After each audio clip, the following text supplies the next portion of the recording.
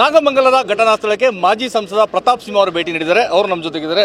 Sir, ಈಗ ಪರಮೇಶ್ವರ್ ಅವರು ಹೇಳ್ತಾರೆ ಒಂದು ಚಿಕ್ಕದಾದಂಥ ಘಟನೆ ನಡೆದಿದೆ ನಾಗಮಂಗಲದಲ್ಲಿ, ಅಷ್ಟಾಗಿಲ್ಲ ಅಂತ.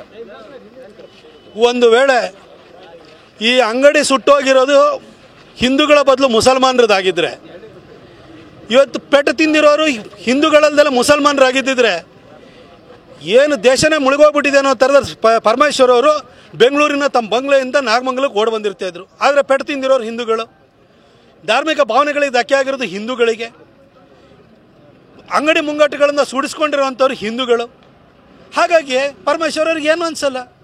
ಅವರಿಗೆ ಮುಸಲ್ಮಾನರು ಓಲೈಕೆ ಮಾಡ್ತಿರುವಂಥ ಮುಖ್ಯಮಂತ್ರಿ ಇದ್ದಾರೆ, ಅವ್ರನ್ನ ಮೆಚ್ಚುವಂಥದ್ದು ಪರಮೇಶ್ವರರು ವೃತ್ತಿ ಆಗೋಗ್ಬಿಟ್ಟಿದೆ. ಇಲ್ಲಾಂದರೆ ಮಂತ್ರಿ ಸ್ಥಾನ ಕಳ್ಕೊಳ್ತಾರೆ.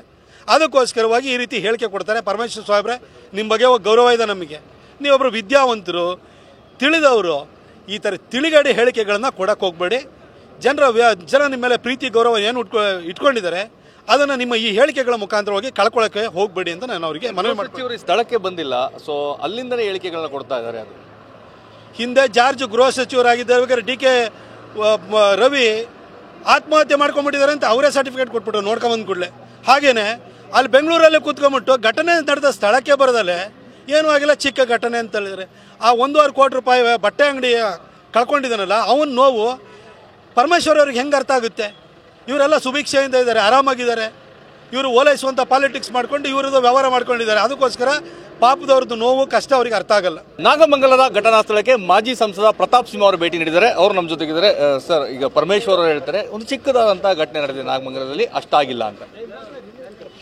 ಒಂದು ವೇಳೆ ಈ ಅಂಗಡಿ ಸುಟ್ಟೋಗಿರೋದು ಹಿಂದೂಗಳ ಬದಲು ಮುಸಲ್ಮಾನರದಾಗಿದ್ದರೆ, ಇವತ್ತು ಪೆಟ್ಟು ತಿಂದಿರೋರು ಹಿಂದೂಗಳಲ್ದೆಲ್ಲ ಮುಸಲ್ಮಾನರಾಗಿದ್ದಿದ್ರೆ ಏನು ದೇಶನೇ ಮುಳುಗೋಗ್ಬಿಟ್ಟಿದೆ ಅನ್ನೋ ಥರದ ಪರಮೇಶ್ವರ್ ಅವರು ಬೆಂಗಳೂರಿನ ತಮ್ಮ ಬಂಗ್ಲೆಯಿಂದ ನಾಗಮಂಗಲಕ್ಕೆ ಓಡಿ ಬಂದಿರ್ತಾಯಿದ್ರು. ಆದರೆ ಪೆಟ್ಟು ತಿಂದಿರೋರು ಹಿಂದೂಗಳು, ಧಾರ್ಮಿಕ ಭಾವನೆಗಳಿಗೆ ಧಕ್ಕೆ ಆಗಿರೋದು ಹಿಂದೂಗಳಿಗೆ, ಅಂಗಡಿ ಮುಂಗಟ್ಟುಗಳನ್ನು ಸುಡಿಸ್ಕೊಂಡಿರೋವಂಥವ್ರು ಹಿಂದೂಗಳು. ಹಾಗಾಗಿ ಪರಮೇಶ್ವರ್ ಅವ್ರಿಗೆ ಏನು ಅನಿಸಲ್ಲ. ಅವರಿಗೆ ಮುಸಲ್ಮಾನರು ಓಲೈಕೆ ಮಾಡ್ತಿರುವಂಥ ಮುಖ್ಯಮಂತ್ರಿ ಇದ್ದಾರೆ, ಅವ್ರನ್ನ ಮೆಚ್ಚುವಂಥದ್ದು ಪರಮೇಶ್ವರರು ವೃತ್ತಿ ಆಗೋಗ್ಬಿಟ್ಟಿದೆ. ಇಲ್ಲಾಂದರೆ ಮಂತ್ರಿ ಸ್ಥಾನ ಕಳ್ಕೊಳ್ತಾರೆ. ಅದಕ್ಕೋಸ್ಕರವಾಗಿ ಈ ರೀತಿ ಹೇಳಿಕೆ ಕೊಡ್ತಾರೆ. ಪರಮೇಶ್ವರ್ ಸಾಹೇಬ್ರೆ, ನಿಮ್ಮ ಬಗ್ಗೆ ಗೌರವ ಇದೆ ನಮಗೆ, ನೀವೊಬ್ಬರು ವಿದ್ಯಾವಂತರು, ತಿಳಿದವರು. ಈ ಥರ ತಿಳಿಗಡಿ ಹೇಳಿಕೆಗಳನ್ನು ಕೊಡಕ್ಕೆ ಹೋಗಬೇಡಿ.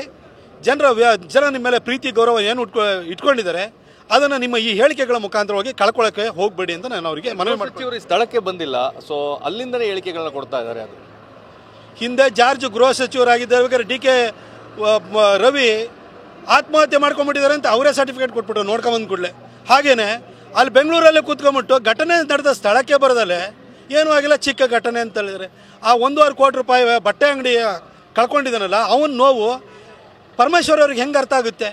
ಇವರೆಲ್ಲ ಸುಭಿಕ್ಷೆಯಿಂದ ಇದ್ದಾರೆ, ಆರಾಮಾಗಿದ್ದಾರೆ. ಇವರು ಓಲೈಸುವಂಥ ಪಾಲಿಟಿಕ್ಸ್ ಮಾಡ್ಕೊಂಡು ಇವರದ್ದು ವ್ಯವಹಾರ ಮಾಡ್ಕೊಂಡಿದ್ದಾರೆ. ಅದಕ್ಕೋಸ್ಕರ ಪಾಪದವ್ರದ್ದು ನೋವು ಕಷ್ಟ ಅವರಿಗೆ ಅರ್ಥ ಆಗಲ್ಲ.